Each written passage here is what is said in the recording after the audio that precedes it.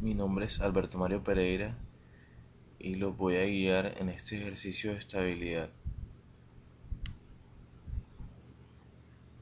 El ejercicio propuesto por el profesor es el siguiente. Tenemos un amplificador operacional que tiene un polo en 10 Hz, otro en 10 MHz y un cero con parte real positiva en 2 MHz, además de una ganancia de lazo abierto μ0 igual a 10 a la 5 voltios sobre amperios.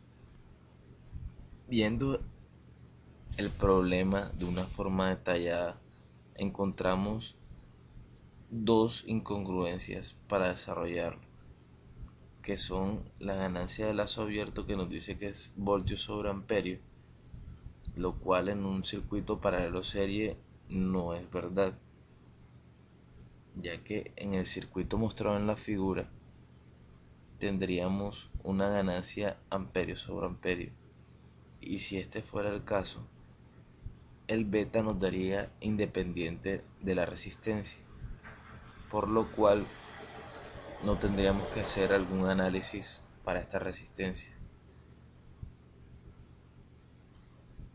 Entonces seguimos a proponer otra topología, la cual sería paralelo paralelo, y esta sí nos da una ganancia como la que se nos mostró en un principio de voltios sobre amperios para beta.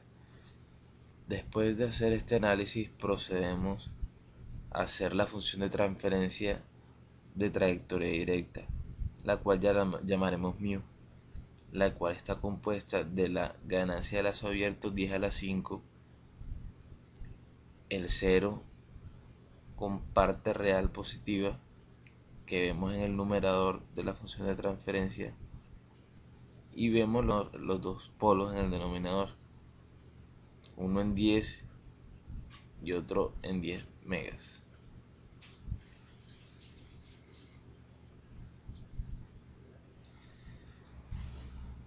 Ahora, teniendo la base de que el circuito beta es paralelo paralelo, vamos a ver la ganancia de este circuito, la cual la hallamos simplemente mirando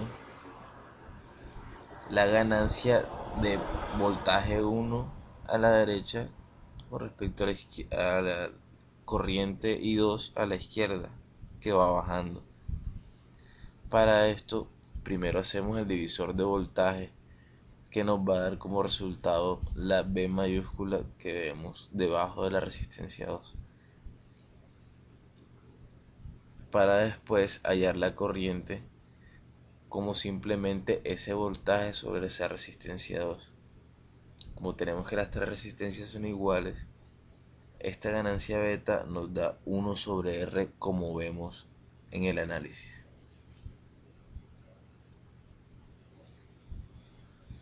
Ahora pasamos a hacer el criterio de Nyquist como tal, donde tenemos la función de LJ omega, que es la simple multiplicación de lo que llamamos μs con la ganancia beta hallada anteriormente.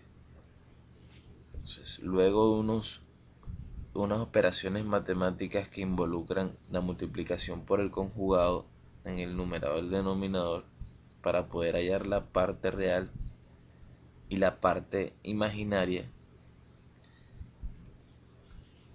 tomamos estos valores e igualamos la parte imaginaria a 0, como vemos en la parte inferior de la pantalla. De igualar esta parte imaginaria a 0, obtenemos una frecuencia que dio 10K, la cual llamaremos frecuencia de 180, ya que a esta frecuencia nuestro sistema tendrá un desfase de 180. Luego, el siguiente paso es asegurar que la parte real sea mayor a -1 a esta frecuencia de 180, para así garantizar una estabilidad. Haciendo estos cálculos matemáticos podemos ver que la resistencia necesaria para que esta desigualdad se cumpla es que la resistencia sea mayor a 1/3 ohmios. Ahora pasamos a otro método, que sería el criterio alternativo de Bode, para el cual usamos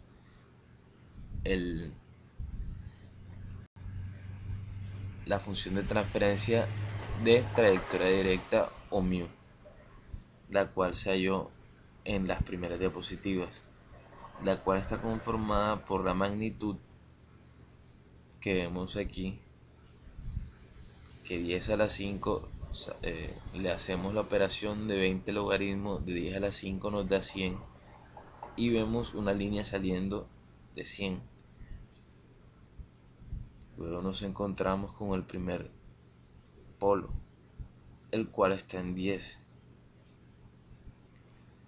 Como vemos, tiene como resultado en magnitud que caiga 20 decibeles por década, y en fase que una década antes y una década después caiga 45 decibeles por década, para caer desde 0 a -90. Luego tenemos un 0 en un mega, lo cual, sumándole en la magnitud lo que teníamos antes, que era una línea recta con pendiente de -20 decibeles por década, ahora tenemos más 20 decibeles por década, por ser un 0. Entonces esto nos da una línea recta que está pasando por 0. En el caso de la fase a ser un 0 con parte real positiva, Esto nos da un desfase de -90 grados también. Y de la misma forma empieza una década antes y termina una década después con una pendiente de -45. Luego añadimos el último 0, que está en 10 megas. Haciendo la misma simulación en el programa MATLAB, metiendo esta función de transferencia, nos arroja como resultado esta gráfica, que como vemos es muy parecida a la anterior, que fue un bosquejo realizado a mano. El beta crítico, tenemos que ver la frecuencia de 180 en el bosquejo para ver qué magnitud tiene a esta fase. Aquí vemos la línea morada que señala la frecuencia de 180 para subir a la magnitud, donde vemos que a 180 tenemos una magnitud de 0 decibeles, lo cual, por medio de esta ecuación, 20 logaritmo de 1 sobre beta crítico se iguala a esta magnitud, es decir, 0 decibeles. Entonces hallamos que el beta crítico debe ser igual a 1. Entonces, si tenemos como base que este beta crítico es el mayor, cualquier beta por debajo de este se hará estable. Hallamos que la resistencia debe ser mayor a 1/3, lo cual nos dio igual al criterio de Nyquist, es decir, que tenemos un análisis bueno.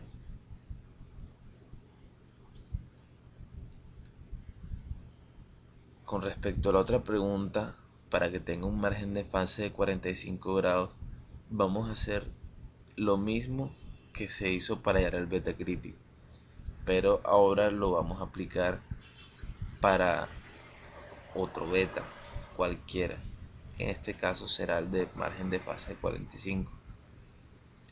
Esta frecuencia estará 45 grados más que el de 180, lo cual va a ser -135. Hallando esta fase en el diagrama de Bode y mirando la respectiva magnitud, hacemos lo mismo. Nos da que necesitamos una resistencia de 1/3 de ohmio para tener un margen de fase de al menos 45 grados.